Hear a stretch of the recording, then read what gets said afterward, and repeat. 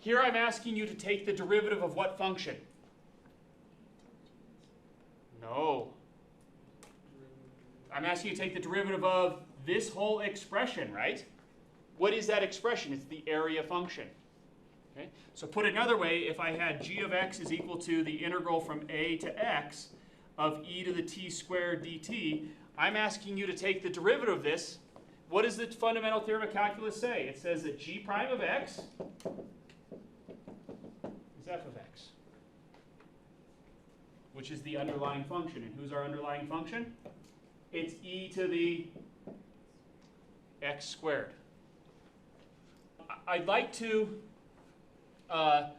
give you, since you've already seen the fundamental theorem of calculus part 2, this doesn't prove it for you, but it sort of shows you what's happening here.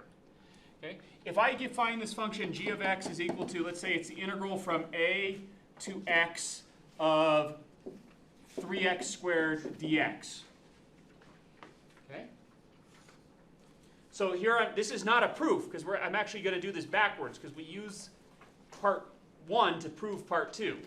But I want to show you kind of what this is saying. If I ask you to find g prime of x, what could we do?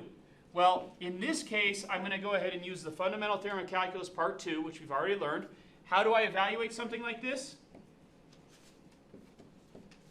Well, I'm going to go ahead, oops, I'm sorry, I've made a mistake, folks. This should be t and t here. Sorry, that was a bad mistake. 3t squared dt. Okay?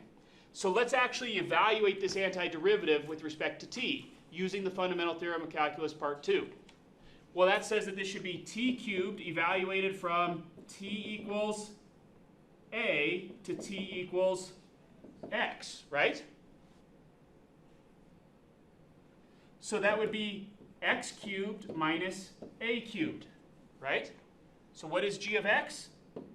In this case, I could actually find g of x and find that it was x cubed minus a cubed.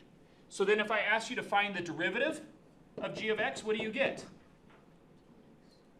You get 3x squared, which is what was originally in the integrand there, except now it's evaluated at x instead of t.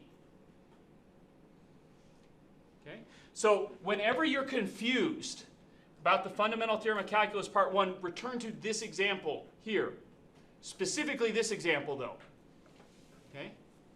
It's a good one.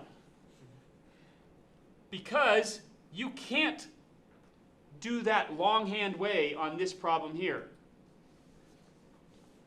You can't take the antiderivative of e to the t squared.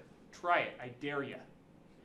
The antiderivative exists, but there's no nice way to represent it other than as an infinite polynomial. That's how you represent the antiderivative. So you couldn't use that backwards way on some. So I always make sure that when I write these problems, you can't go the long way around the barn. You have to use the fundamental theorem of calculus part 1 as your shortcut. But let's just look at the result. It just simply says, if I ask you to take the derivative of the area function, what is the derivative of the area function? It is just the innermost function evaluated where? At x. Okay? And that should be conceptually apparent when we look at this picture. What dictates how this function changes? The shape of the underlying graph. All right.